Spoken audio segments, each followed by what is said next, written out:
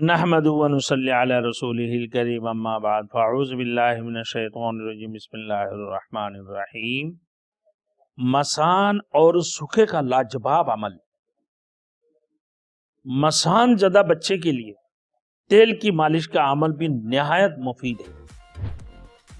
वो क्या है? सरसों की कच्ची तेल, कच्ची खानी तेल सवा पाव ले लें, सरसों के तेल सवा पाव, उस पर सूरतुल फातिहा बिस्मिल्लाह की भी मिलाकर बिस्मिल्लाहिर रहमानिर रहीम अल्हम्दुलिल्लाहि रब्बिल आलमीन 41 बार पढ़ें।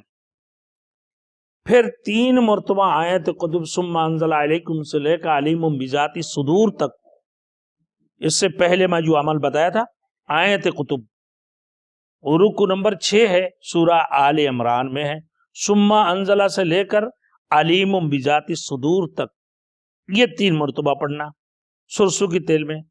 लेकिन एक बात है कि बच्चे की किसी भी जगह पर एक बाल की जगह भी खुश्क ना रहे, इस अंदाज से उसको मालिश करना है, और तेल नीचे जमीन पे भी ना गिरे, और इसी अंदाज से बच्चे को मालिश करें 41 दिन तक। इंशाअल्लाह ताला सूखे की कितना ही खतरनाक मरज क्यों ना हो बच्चे को, वो लाजवाब अमल है, इंतहाई मुफीद अमल है। आप ये भी करके देख सकते हैं इंशाअल्लाह।